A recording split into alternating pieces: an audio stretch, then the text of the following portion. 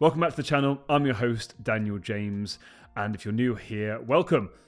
If you struggle around this time of year due to Valentine's Day and feel unrealistic pressures to have a girlfriend, be in a relationship, be married, engaged, all of this stuff, I know all too well how that feels. I have been there for most of my adult life. I was single, and when I did get into relationships, I messed every single one of them up. Today, I want to share with you 3 things I wish someone had told me before I got into a relationship so that I could show up as the best version of myself and actually make it work. So the first thing is self-reflection. Self-reflection above everything, because relationship transformation starts with you. You have to become a better version of yourself before you get to the relationship that you want. You have to become the person that can attract the opposite number, the opposite person that you want into your life. All too often, we're bumbling around life. But when I get this person, I'll sort my life out, or I'll change for the right person.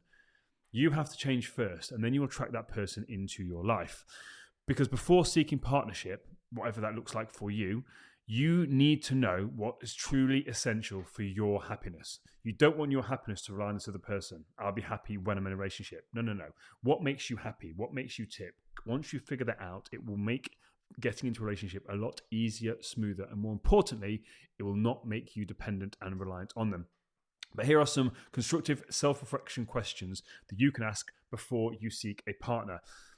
Take some time to look over these, get a pen and paper, and the more time, energy, and effort you put into these questions, I guarantee you, the more you get out of them. Some of you will just skip straight through them. That's absolutely fine. Some of you won't even do them at all. That's also fine. But if you genuinely are in a place where you're struggling, these self-reflection questions will be game-changing for you. Number 1, what kind of supportive, nurturing dynamic am I hoping to have from a romantic partner? What specific qualities seem most important? Second question, what relationship habits have I struggled with in the past, and how can I work to improve these? So for example, it could be you like to argue with your partner just to show that they care. It could be that. It could be that you didn't spend enough quality time with your partner. I know I've been guilty of that. Maybe you communicate with your ex-partners. Whatever it is, what relationship habits have you struggled with in the past? It could even be just showing up and being present. That could be something there that you struggled with. How much alone time or independence do I need in order to feel happy and grounded in a relationship? I know exactly how much time I need to be by myself. And I know because I start to feel different. I start to feel aggravated. And I'm then able to communicate that with Katie and say, listen, I need some time by myself. And I can communicate that. There's no set time. Oh, it's 3 days. Oh, after 3 days, I need some alone time. It's not that at all. But I've come to realize how it feels when I am spending too much time with her so that I can communicate that so she knows that I value my independence. But more importantly, I know that I value my independence. What attraction factors matter the most? People hate talking about this, but we need to get real here. Are you attracted to the physical, emotional, intellectual, spiritual, financial? What factors matter to you the most? Get real and get honest. Because we can say that we want one thing, but really want something else. No one needs to know the answers to this. This is for you and you alone to get clarity.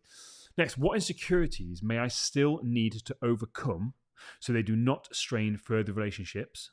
And how can I better address those? What insecurities do you have? Is it abandonment issues? Is it not feeling good enough, not being worthy? What is it? What insecurities may you still need to overcome? It could be about your body. But again, ask yourself the questions. What boundaries or standards do I need to uphold consistently about how I allow others to treat me? We're going to dive into that in another section towards the end of this. That's really important. So you're asking yourself, what boundaries and standards do I need to uphold for me, for your own safety, for your own mental well-being, so that you can show up as that best version of you? And then finally, what inner work do I think is vital before I can show up fully as an emotional, available, loving partner? Everyone says they want an emotionally loving, supportive partner.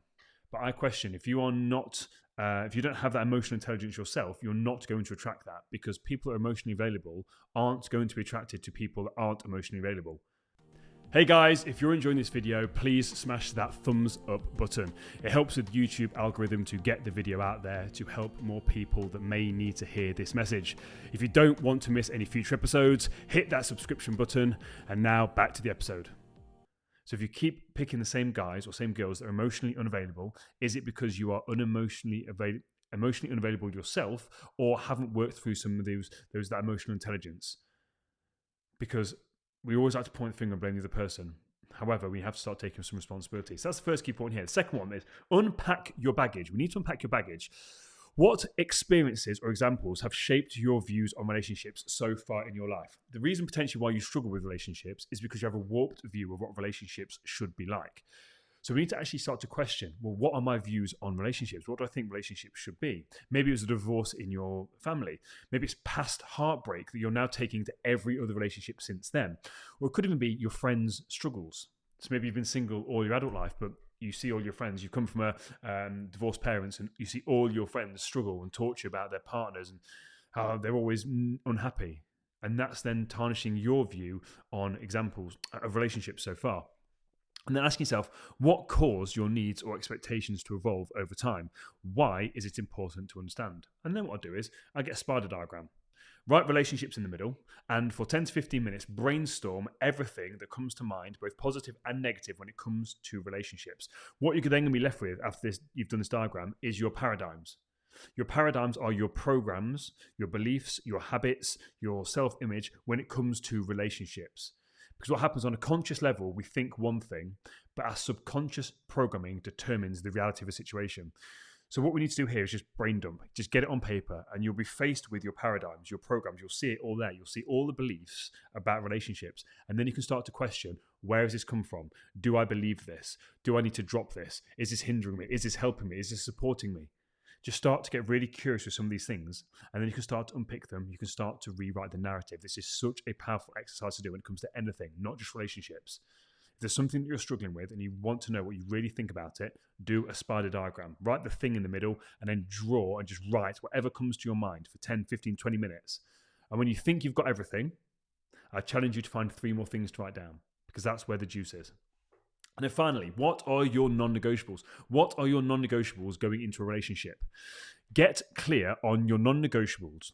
What are you no longer willing to compromise on? So your non-negotiables are things you will not compromise on. I simply will not compromise on these. For examples of these could be personal connection.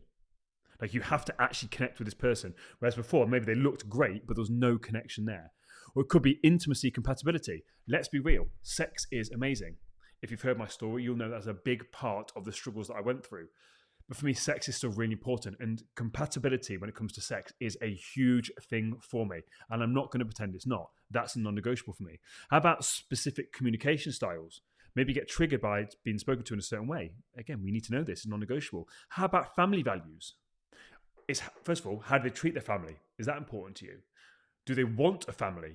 We need to get really clear on these non-negotiables, because if you really want a child and the other person really doesn't, that is going to spell disaster. So let's get really clear on these non-negotiables. How about trust, reliability? Are they driven about the future, or are they kind of bobbing along? I can't answer this for you, but you need to get very clear on your non-negotiables. What are things that you are not going to negotiate on? The non-negotiable. It is what it is. Like, if this person is any signs of untrustworthiness, or I spot them lying, or whatever it is, gone. Because a massive trigger to me in the past. And then finally, what boundaries regarding harmful behaviours or bad hard limits are you, again, not wanting to compromise on? So patterns you refuse to repeat. It could be alcohol. It could be drugs. It could be anything. A whole host of things. It could be food. Things that you know are harmful behaviours to you. The person could have a real sweet tooth, and you know that, again, you've had a history of eating disorders, really struggling with that. So this person could be, or they could be obsessed with the gym, and that could also be a trigger for you. That could be a harmful behavior for you. It could be alcohol. On the first date, are they just smashing alcohol, tequilas, shots? You're thinking, wow, that's really not something I'm into. It could be smoking.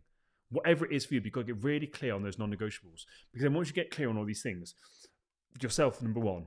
The second thing is any of this baggage that you've got around relationships. And then thirdly, what are your non-negotiables? You can then start to show up in the dating world with a real clear picture of, this is what I'm looking for. And it's not having unrealistic expectations. It's just understanding, this is what I'm willing to compromise on. This is not what I'm willing to compromise on. These are really important values for me. And you then also, by doing the first exercise, know yourself. You know yourself. You've done the work to unpick why it's failed before. So then you know what you bring to the table. And then it becomes a lot clearer when other people haven't really done the work and they're repeating bad habits and patterns. And again, they're straight away just talking badly about all their exes. And do you mean that it's always someone else's problem? But when you've actually done that work to take responsibility of the issues that you've had in past relationships, it really allows you to show up to the dating scene completely differently. I do hope if you're in a relationship, you have a fantastic Valentine's Day. And if you're single, I hope that you find whatever it is that you're looking for. Take it from me, doing the inner work is the hardest thing you'll do, but it is also the most rewarding. Until next time, take it easy.